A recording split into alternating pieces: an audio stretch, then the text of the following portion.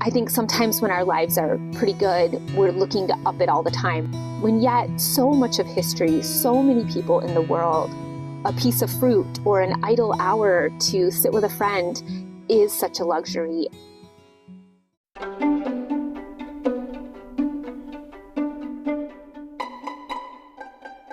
Welcome to this episode of The French Press. Let me pour you a cup of coffee while we talk about intrigues of faith, pages we've dog-eared, and the life in between on The French Press.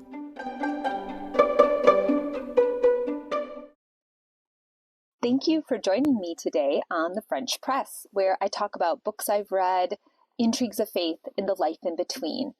I'm so glad you're joining me today in Cups of Conversation. I really want this podcast to be as if you're meeting a friend for coffee, and this friend reads a lot and likes to talk about the different things they're reading. So if you love books and you love to read and you like to talk about them, or you're just looking maybe for some companionship while you drive or walk or work, just stick your headphones in and you want to listen about some books, this is the perfect podcast for you. And please share it with people that also love books or love faith. I'm always bringing in my faith. I read the Bible every day, and it often is going to come into these podcasts. I like to tie it into my faith, which is the most important thing to me. But the Lord has given me just a passion for books and literature. I have a writing degree. I love to write. I love to craft story. I love words. I just get really excited about all these things. And I also like to talk about them. So this podcast is the perfect harmony of these three things in my life. So if you like any of those things, conversation, books, faith, this is the perfect podcast for you. And I thank you for joining me. So many of you reach out to me and tell me that you've bought the books I'm talking about and you're reading them. That makes me so excited. Please post that. I would love it if you went on the French Press Facebook page, which I just kind of put out there. I will put a link in the show notes. But go there, post what you're doing. Are you reading some of the books I've mentioned? I also just like to hear about interesting books you're reading. Maybe some you think I should read on the show. I've had several people suggest books that I have read, and many of them are, I'd say like half of them are ones people have suggested to me and thought, oh, this would be really good. And I've started it and thought, yep, this is a great fit. I find a lot of my books in the little free library. We have several in my town, and I cannot resist stopping by them. So if you like a little free library, or, you pick up books here and there at thrift stores or garage sales, maybe, that's my favorite because I like to mark books up, which I talked about in my first episode that I hadn't really marked books up before, and I started marking them up for this podcast, and now I can't get enough, and I want to mark all the books up. So my favorite are used books or thrifted books. I do buy some of them new, of course, and they're mine, so I mark them up. But people have lent me a lot of the books I'm reading, which I do not have the freedom to mark up, and it's really hard. So I have all these Post-it notes, and I really just want to own all these so I can underline and make little notes.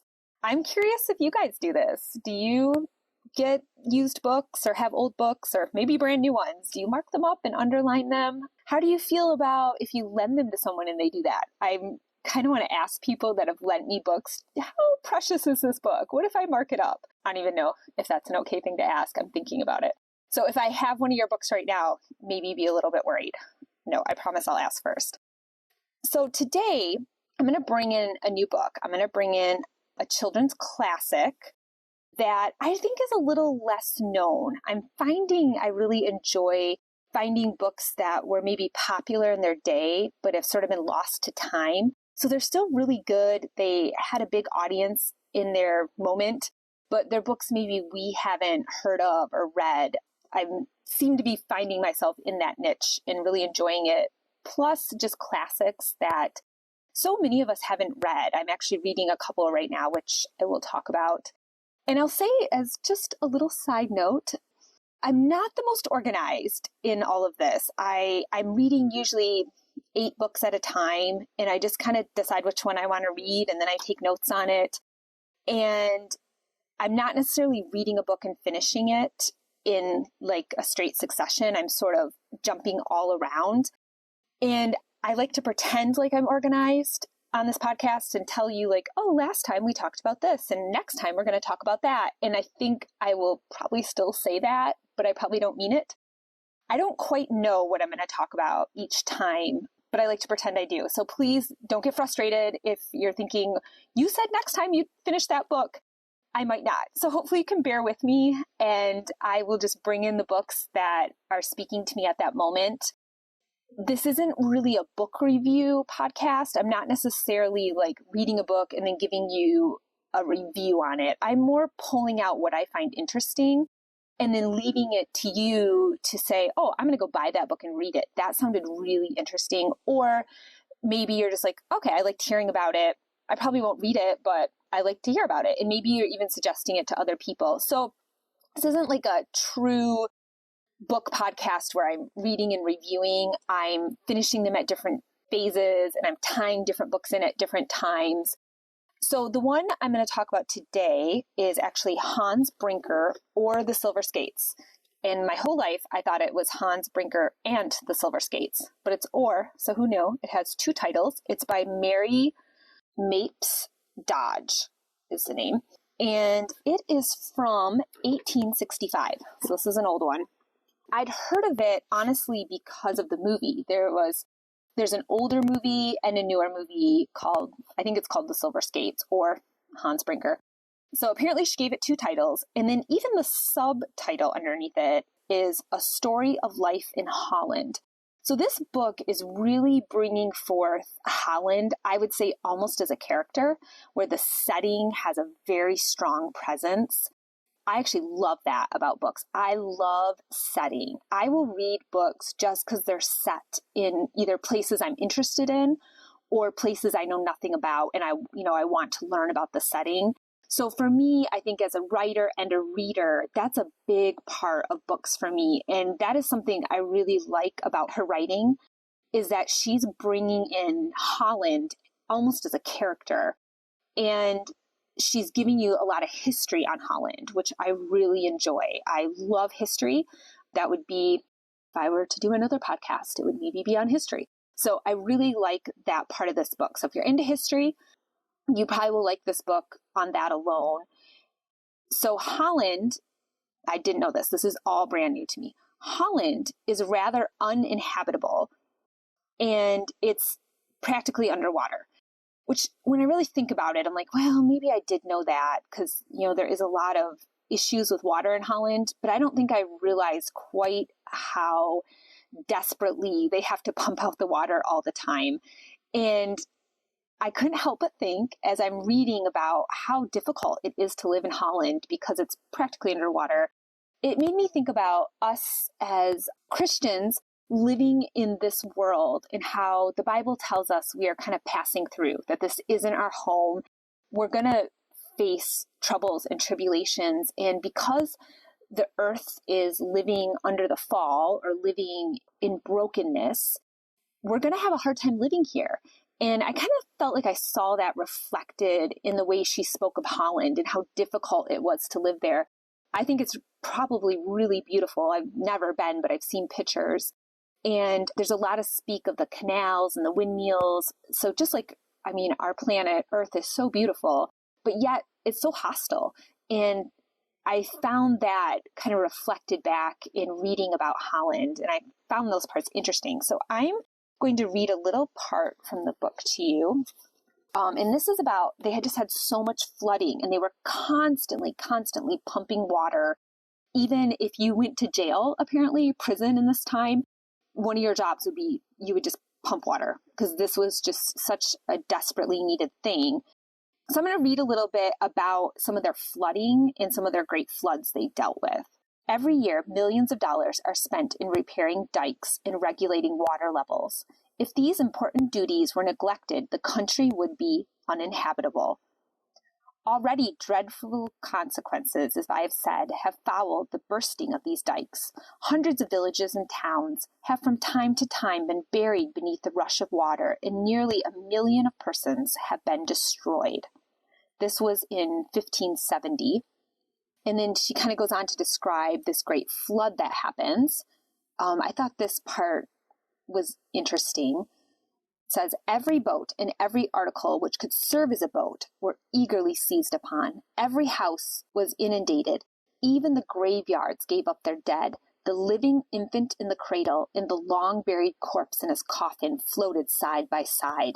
The ancient floods seemed about to be renewed. Everywhere, upon the tops of trees, upon the steeples of churches, human beings were clustered, praying to God for mercy and their fellow men for assistance. I love that phrasing. I love the imagery of, or the wordplay, I should say, of like the infant and the dead. You know, you've got this span of life represented in its fullness of the babies in the cradles and the dead in their graveyards. Everyone's affected. Nobody's left out when this is flooded. And obviously there's a little reference to the flood there and Noah's flood in the Bible and how desperately we need God. They would pray for mercy and how desperately they needed each other. And I'm like, oh, what a perfect picture. We know the earth won't flood again. God has promised us it won't flood again, but it sure does face its natural disasters, right? There are earthquakes and floods and fires and, hurricanes, and we face these really, again, it goes back to the fallenness and the brokenness of the planet and how it affects us and how this isn't our home. We're waiting for heaven. We're waiting for the perfect earth, the Garden of Eden, and we're stuck in this broken representation of what God intended for us and how much we need his mercy as we walk through this and how much we need assistance, that we cannot do it alone. And then further down in the story, I like this part too. I'm going to read this to you. Rubles, the Spanish governor, who foremost in noble efforts to save life and lessen the horrors of the catastrophic, he had formerly been hated by the Dutch because of his Spanish and Portugal blood, but by his goodness and activity in their hour of distress, he won all hearts to gratitude. He soon introduced an improved method of constructing the dikes and passed a law that should in future be kept by the owners of the soil. So here's this governor that they hated. I don't really know all the history behind it. She doesn't go into much more here. But how interesting that they hated this governor because of, his bloodline, right? Who he was. And yet he extended a kindness to them. He cared about them. He tried to save him. And I'm not trying to make him like a Christ figure in any way, but I can't help but thinking about that. God sent his son to earth as a help to save us. And he was hated by many, but he helped so many and, wins us over with his love, who he is. And again, it's a bit of a leap. I'm not trying to do anything too strong with this, but just to say it did make me think of that, of how when people are willing to help us, even if they're not what we were looking for, we were at odds with, as many people are with Christ, they're at odds with him. And yet he came to win us over. And I don't know, I find that picture really beautiful. And I think as we are representatives of Christ, who can we reach out to with help? Who can we help? Even someone that maybe doesn't like us or care for us. But we can say, you know what? I'm going to help them in this situation. And how that melts hearts, right? When we extend a help to them, like, can I help you in this? And it just kind of melts our hearts, and any prejudice we had or ill feelings we have can easily be swept away when someone's offering to help us. So, maybe trying to help someone that you're at odds with is an interesting take I got out of this part of the book.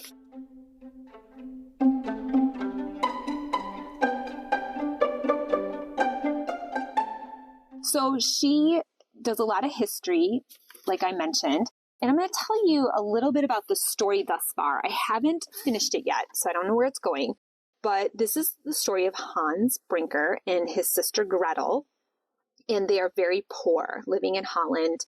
And the way they got around in Holland is through canals, which I think is so cool. I would love to live in a city that was canals, but think of it like our streets. They had canals, so they used boats. And in the winter, they ice skated, and everybody ice skated. So they she talks about in the book how the kids would be out playing on the ice, but then like a doctor or a lawyer or a policeman would skate by because that was just their mode of transportation. And I just get this like visual in my head of these, serious people going to work with their papers and their files but they're ice skating. And I really like that. So Hans is sort of representing like almost this like perfect skater athlete. Like he's really good at skating. He's built for it. He's got this like athleticism skill in ice skating, except he's very poor and he can't afford ice skates. So he is ice skating on wooden skates, which as I can't even imagine how this works. It doesn't essentially. So he can't go very fast. They get really wet and sodden and they don't work. So he has this huge handicap with his wooden skates, or really his poverty is this handicap. And there's these other group of kids who are very wealthy and they have these beautiful silver skates and they skate around. And there's a big race coming up and there's prize money. And I think the prize is a pair of silver skates, if I'm remembering that right.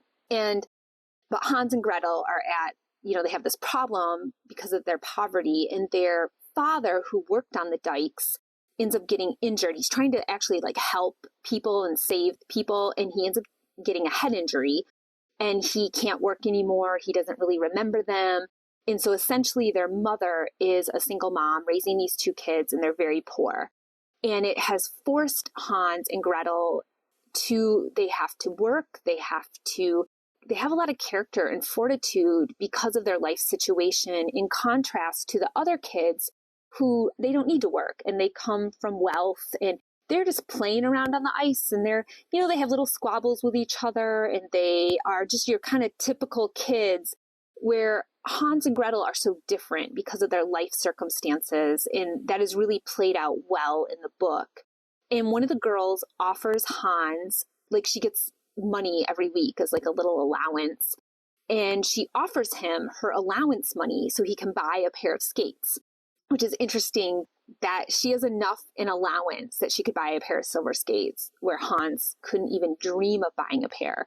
And so she kind of notices that he's a good skater and there's this race coming up, and she's thinking like, oh, you should get some skates so you can skate in this, which is really exciting. And he's hesitant to take it, but he ends up taking it.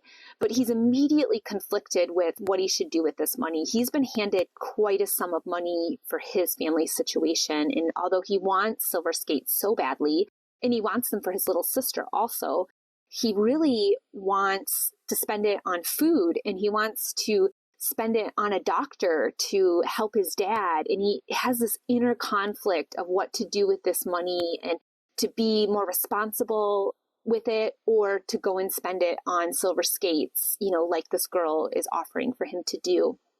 And so you've got this inner turmoil that's happening in the book.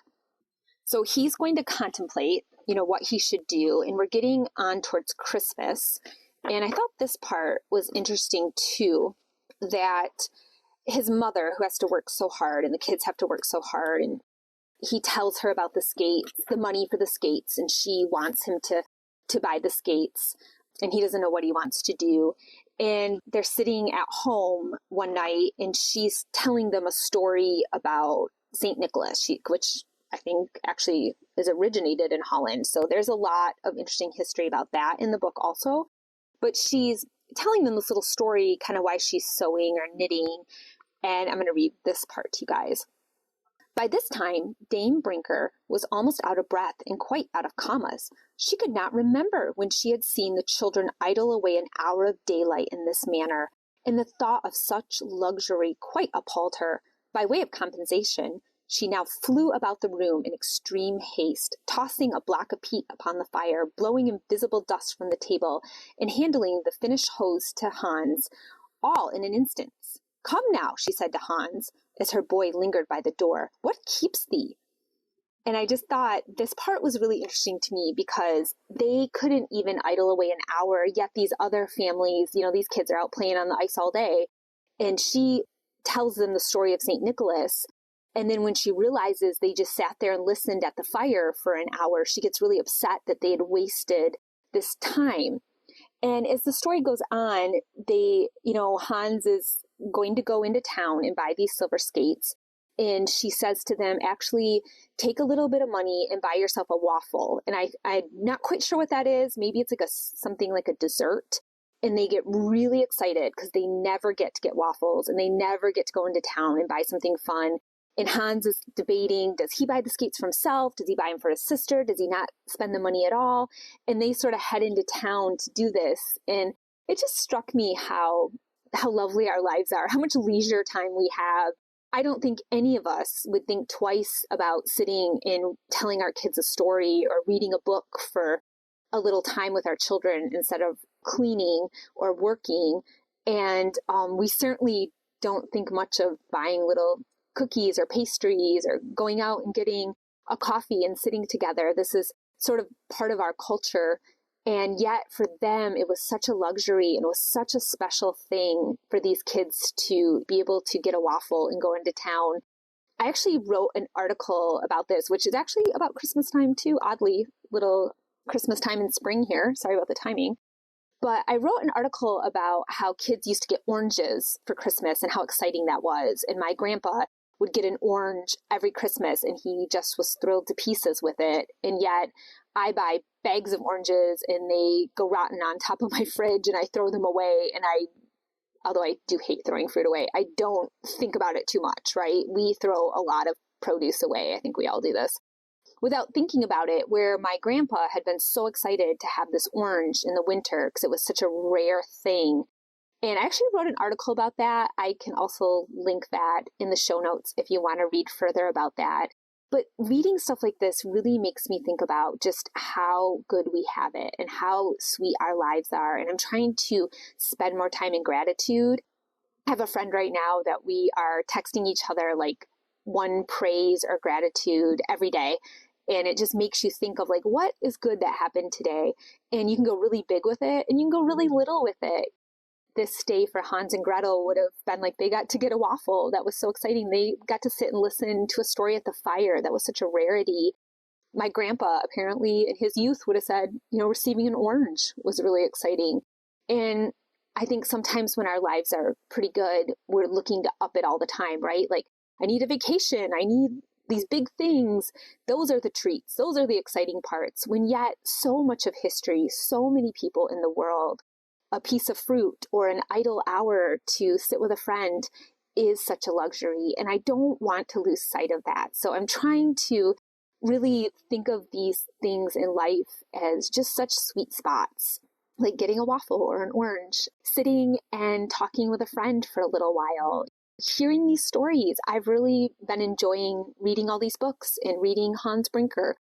What a sweet thing that I can pick up this old classic from the 19th century, and this about this little Dutch family, and I can read about them and I don't need to worry that I'm not working enough. I can sit and read a book. So I'm trying to look at those little luxuries more. And I encourage you to do that too. Maybe you're kind of going through a hard time right now. There's some struggles, maybe financial, like the Brinker family. Maybe you've got some troubles in relationships, or you have a hard kid or a hard marriage, or your job is really demanding a million things, health, all these spheres that we can run into trouble with. And yet we can have these little bits of joy, like the Brinker family, that they were obviously dealing with the father's brain injury and they're so poor. And yet they got these little things. And even that girl that offers Hans the money to buy the skates, I can't help but think of how we give out of our abundance. She had such an abundant life and she could have kept that for herself and bought whatever with it. And yet she saw this little family and saw their lack and thought, well, I can give them this money that I would have just kind of spent on whatever. I can give this to them. And it makes a really big difference in their lives. And how can we do that? How can we give out of our abundance like that girl did? And it doesn't have to be money. It can be somebody who's struggling financially could just say, hey, can I take you out to lunch? That would be a special treat. Or can I buy you some groceries?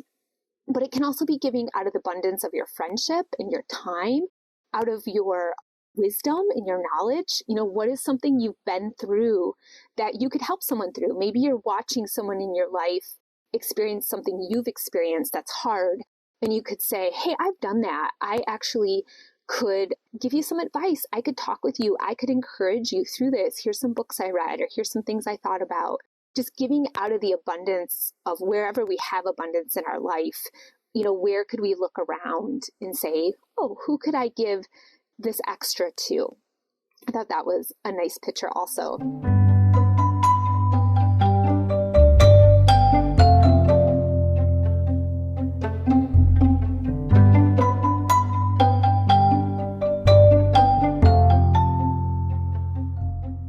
In this story so far, Hans is having to face maybe giving up his dream. His dream is to race in this race, and he would be really good at it. He's a very talented skater, and his dream is to be in this race. And he is now faced with this decision of, do I spend this money on the skates and do this race, which is a dream of mine, or do I do these other things with the money?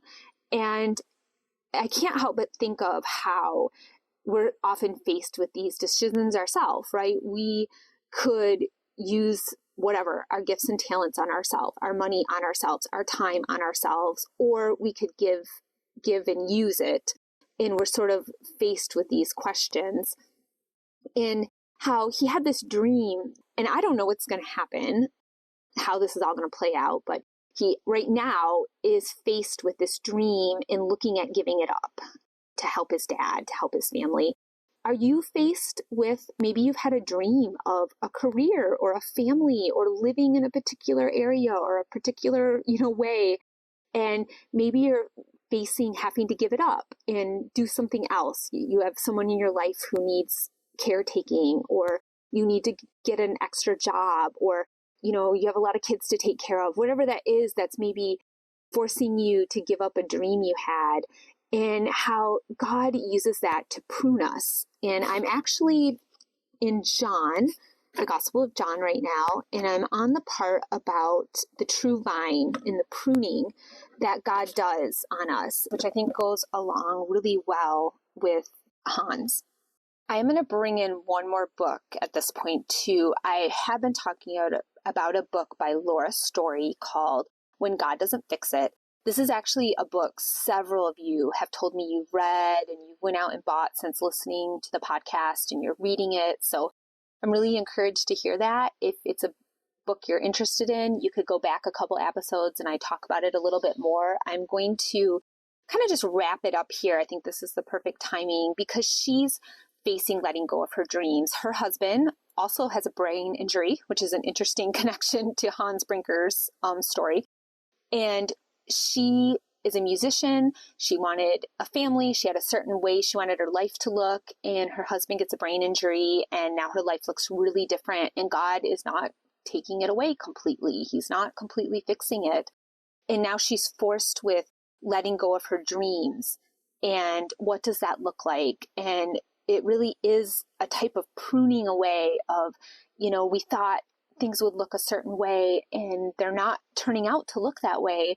And how God prunes us and takes away some of these dreams. And it feels so harsh and almost violent. If you watch someone prune a rose bush, for instance, it looks like they are taking it down to nothing. Like they are just chopping and chopping and chopping and chopping. And you're thinking, are you going to leave anything left?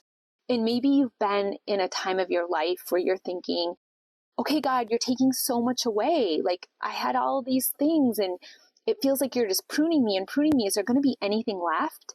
And yet, if you talk to a gardener, I actually used to write for a gardening publication. So I did talk to a lot of gardeners. And when you talk to someone about pruning rose bushes, it is a very violent thing. They really take them down to nothing because when they do that, they will grow back better. And they will even cut off limbs that are producing flowers. And that is hard because God might be pruning you in an area where you're like, I'm producing flowers over here. This ministry or this family or this job, this thing's producing flowers in the way I'm doing it right now. And God might be like, I'm going to cut that back. And it's going to look different, but it's going to produce even more flowers. And I think sometimes that can be a really confusing part of life when something seems like it's going well, or you think this ministry or this move or this job, this opportunity would be so great, God. I can use my gifts and talents. I can do what you want me to do. I will give you all the glory. Like, why would you take this away? And yet God in his infinite wisdom might be saying, I'm actually going to take that away.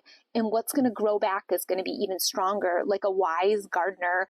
Or in the Bible, it talks about being a husbandman who's going to know what to prune. Even though it's producing flowers, a good gardener knows it could be even better.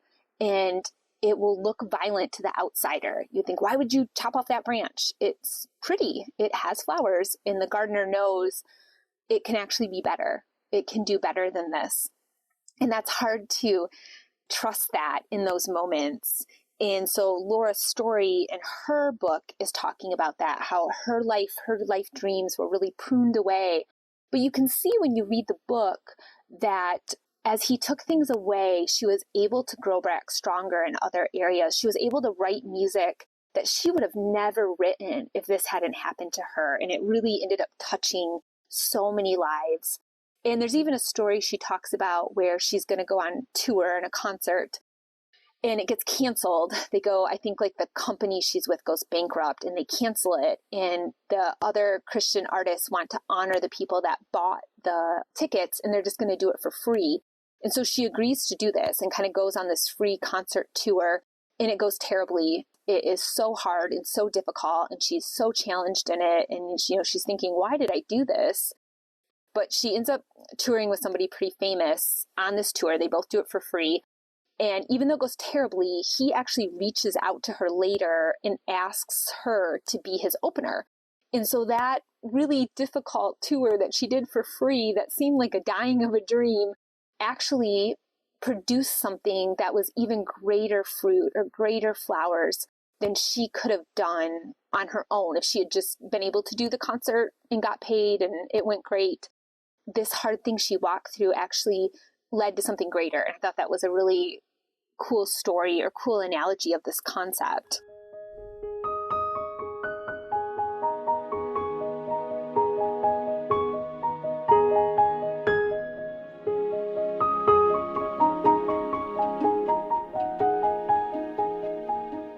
So in John 15:2, I'm going to read a little of this to you guys.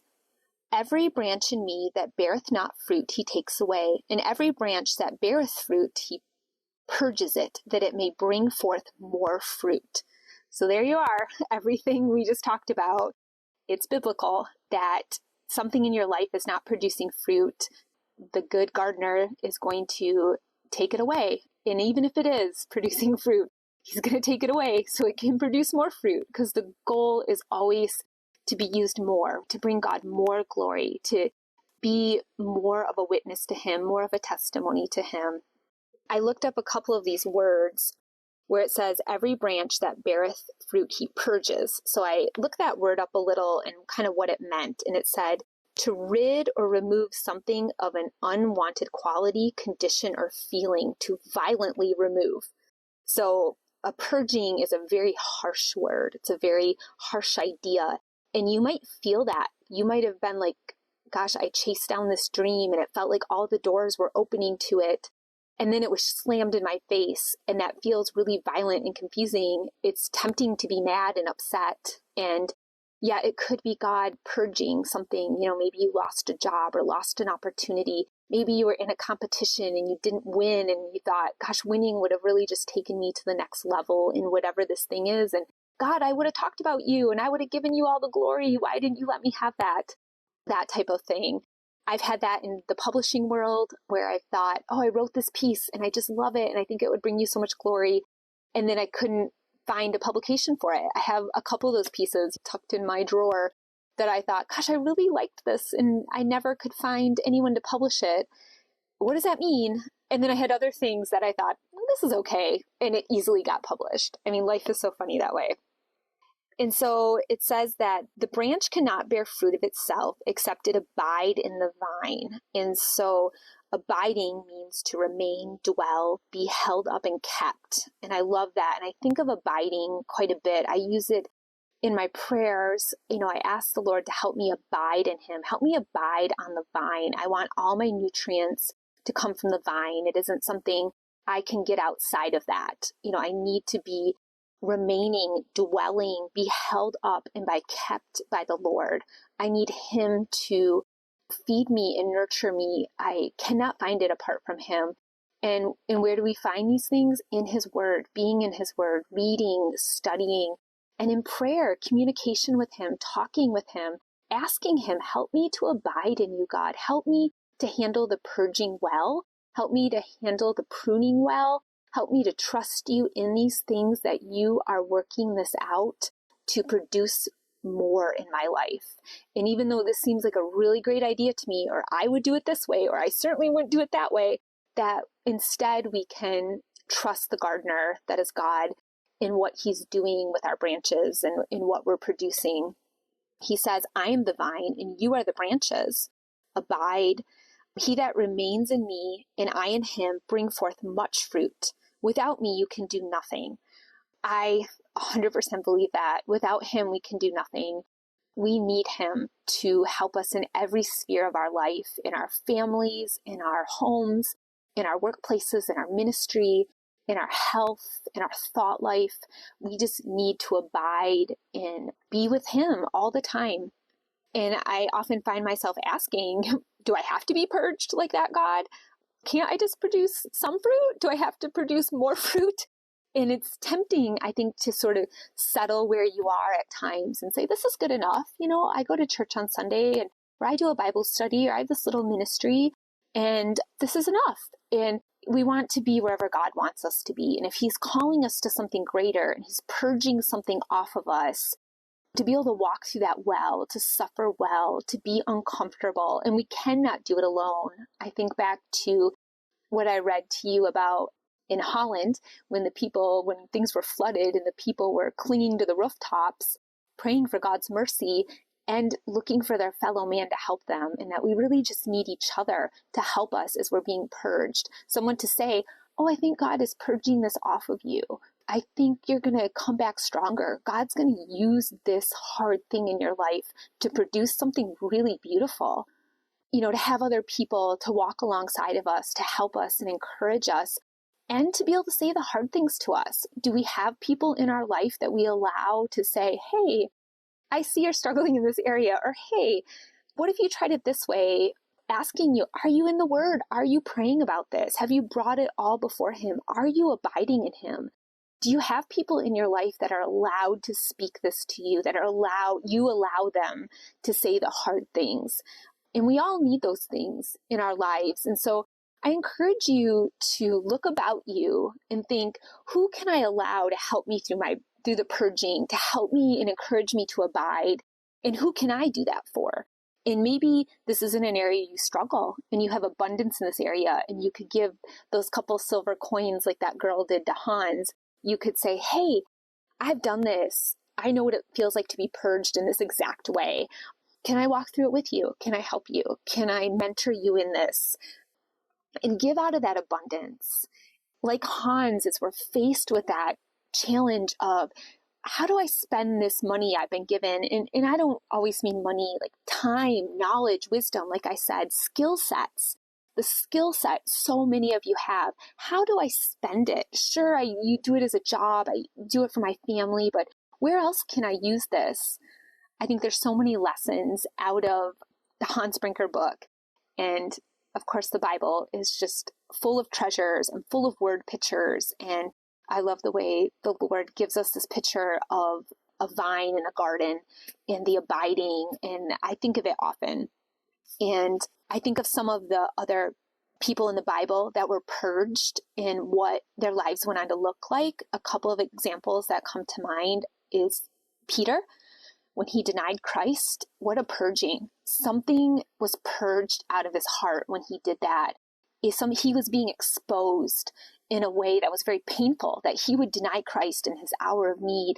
And it was so painful and ugly. And yet he goes on to do so much. He goes on to be used so mightily by the Lord.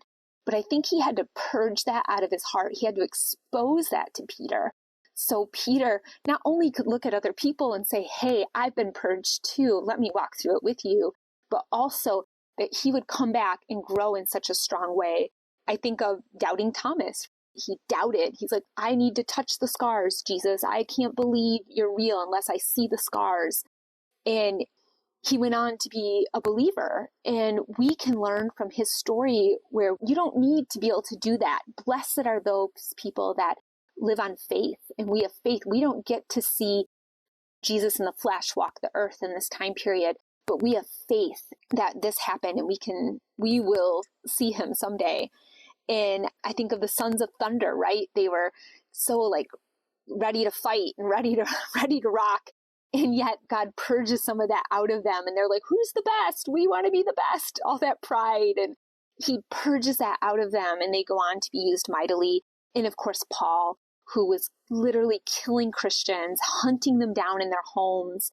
And Jesus meets him on the road and says, why are you doing this? And Paul comes to a place of repentance. And that zeal to kill Christians is cut off of him. And he thought what he was doing was for the Lord. He was doing it unto God.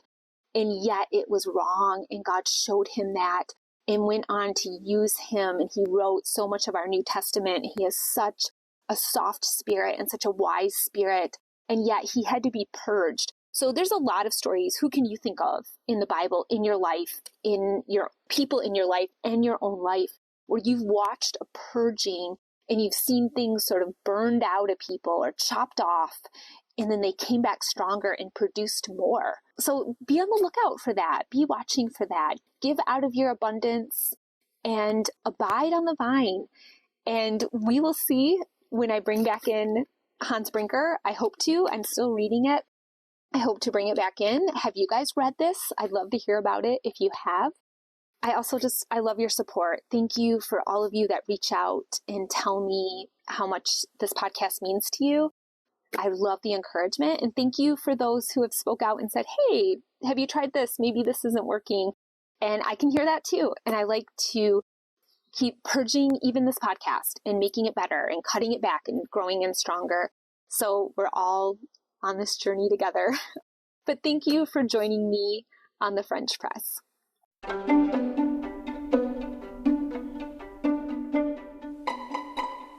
I'm so glad you joined me today on the French Press.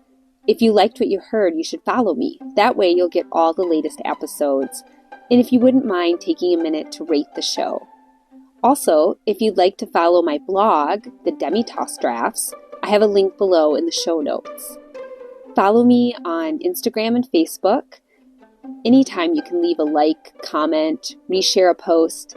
All these help my ministry get more traction. The most important thing you can do is pray. I really appreciate all of your support. Thank you for sharing a French Press with me today.